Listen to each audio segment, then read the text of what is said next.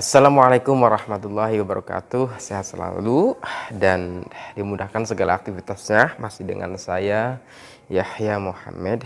Baik teman-teman, mohon maaf sebelumnya karena kemarin-kemarin kita tidak upload kembali karena memang ada kesibukan dan memang kita fokus ibadah umroh itu ya di Mekah ya teman-teman.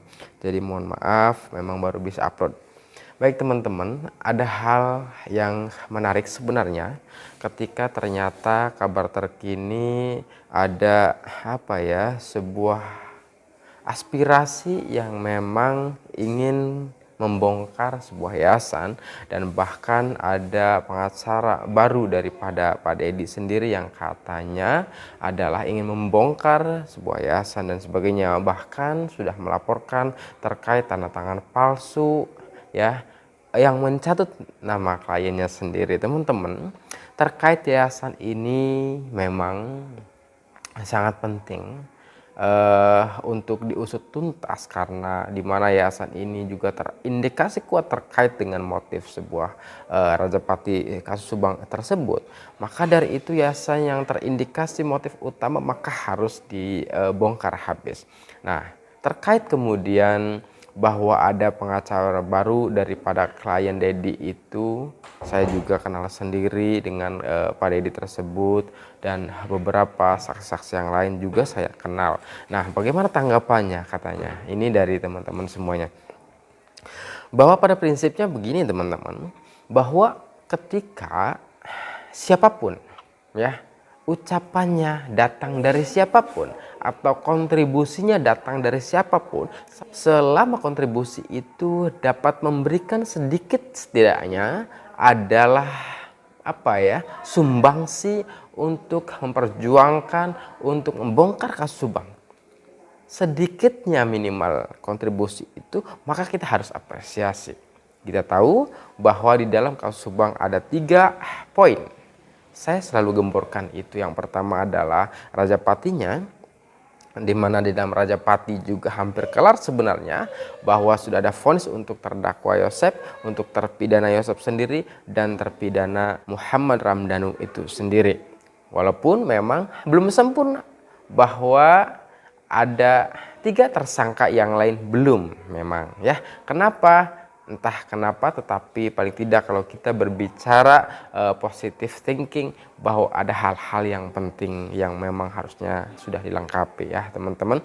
Dan insya Allah kabar terkini bahwa sudah dilengkapi oleh pihak Polda Jabar dan insya Allah akan segera, karena memang fakta persidangan berbicara jelas dan padat ya teman-teman. Bagi teman-teman yang mengikuti dari awal, insya Allah pasti akan bisa menyimpulkan bahwa di dalam Rajapati itu memang ada 5 ya. Pertama adalah terpidana 2, yang kedua adalah 3 tersangka yang lain yang memang belum di P21-kan, tetapi Polda Jabar sudah melengkapi berkas-berkas itu dan insya Allah akan segera itu ya teman-teman. Nah, yang kedua adalah terkait dengan yayasannya, di mana yayasan diduga motif utama dari Rajapati Subang itu. Lalu yang ketiga adalah obstructions of justice, di mana di sini adalah perintangan. Kenapa kemudian kasus Subang itu sangat lama? Kenapa kasus Subang itu seakan barang buktinya ada yang hilang atau banyak yang hilang barangkali? Kenapa kasus Subang itu jejak DNA dan sebagainya itu hilang? Ini yang kemudian terindikasi. Indikator bahwa ada sebuah perintangan itu yang dinamakan OJ teman-teman. Bahwa kita tahu tanggal 19 banyak orang yang masuk, baik sipil maupun anggota. Humas Polda Jabar mengatakan ada upaya bersih-bersih yang dilakukan oleh mereka. Maka OJ pun harus diusut tuntas, harus dibongkar habis teman-teman.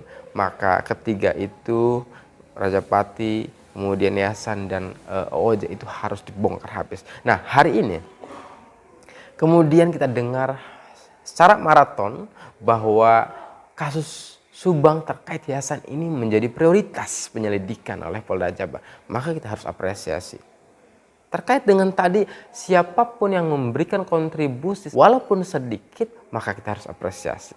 Tetapi harus digarisbawahi teman-teman.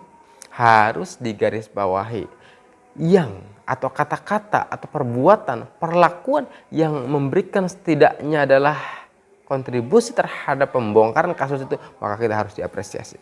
Tetapi kalau ada hal yang berbeda, yang nyeleneh, yang tidak kemudian membongkar, membantu kasus Subang ini, walaupun dari kata-kata itu adalah dari orang yang sama, maka harus digarisbawahi juga.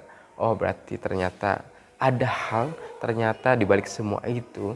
Satu sisi kemudian misalkan katakan kita setuju atau bahkan garis bawah adalah mencari simpati dan sebagainya, yang pada akhirnya adalah ternyata berbeda tujuan dan sebagainya. Tidak masalah terkait itu, tetapi sekali lagi bahwa apabila kata-kata itu diucapkan yaitu melanggar atau bertentangan dengan fakta persidangan, bertentangan dengan fakta hukum yang ada, maka ini yang tidak boleh kita percayai, itu saja. Misalkan ada sebuah pernyataan salah tangkap dari mana kira-kira ketika fakta persidangan menjelaskan dengan sejelas-jelasnya dari awal hingga akhir, kemudian dengan penjelasan daripada pra peradilan yang ditolak, kemudian dengan eksepsi yang ditolak, apalagi dasar penersangkaan 2 minimal alat bukti sudah jelas juga dan sebagainya. Artinya teman-teman, ketika sebuah penjelasan yang sudah jelas ini, maka seharusnya kita keep, kita simpen. Ingatkah kita bahwa tujuan kita, keinginan kita bersama dalam rangka mengawal ini adalah terbongkarnya kasus itu. Ketika sudah terbongkar, selesai. Kira-kira itu. Yang belum mana, ayo kita kawal lagi. Begitulah teman-teman. Ayo kita niatkan kembali dengan hati yang bersih, pikiran yang dingin, bahwa kasus Subang ini harus benar-benar terbongkar, terusut tuntas. Jangan sampai ada yang ketinggalan. Terkait yayasan teman-teman, ada rumor bahwa akan ada tersangka baru. Ya bagus, wong keinginan kita semua seperti itu, bahwa terbongkar hingga akar-akarnya menjadi tujuan kita bersama. Ketika akan ada segera kemudian tersangkaan baru, ya kita harus aminkan, ya kita harus syukuri itu. Saya dari dulu selalu menggembor-gemborkan bahwa ketiga poin di dalam kasus Subang itu harus dituntaskan teman-teman ya. Maka ketika kemudian ada penersangkaan seseorang yang tadi menjadi saksi naik status menjadi tersangka di dalam yayasannya, ya baguslah. Semakin hari semakin terbongkar sebuah kasus Subang dari 3 poin tadi, maka kita harus mensyukurinya. Dan kita juga harus jeli melihat mana pernyataan itu datang dari mana. Ketika pernyataan itu datang dari seseorang A misalkan, lalu kemudian pernyataannya tidak mendukung upaya membongkar sebuah kasus Subang, maka ya tidak boleh kita percaya. Tapi kebalikannya, ketika pernyataan itu datang dari siapapun yang kemudian dapat memberikan kontribusi membongkar kasus Subang, maka kita patut mempercayainya. Begitu teman-teman ya. Dan ada sedikit sebuah informasi bahwa ketika hari ini kemudian Danu juga diperiksa, ternyata itu mensupport, yaitu membongkar kasus juga yayasan, juga ternyata terkait OOJ-nya perintangan. Nah, ini yang kita tunggu-tunggu. Di antara teman-teman banyak yang bilang ke saya juga, CCTV-nya kemana, ya enggak? Kemudian OOJ itu siapa saja? Teman-teman, jangan khawatir bahwa terkait OOJ juga informasi yang sudah saya dapatkan adalah dalam progres yang baik, bahwa Mabes Polri turun juga untuk menangani kasus Subang ini, khususnya dalam hal ini adalah terkait OOJ-nya itu, perintangannya itu, penghilangan barang bukti, alat bukti, petunjuk dan sebagainya ya teman-teman. Jadi insya Allah kita sabar saja terus mengawal kasus Subang, jangan pernah berhenti ketika kasus Subang ini belum tuntas tas-tas. Terima kasih. Wassalamualaikum warahmatullahi wabarakatuh.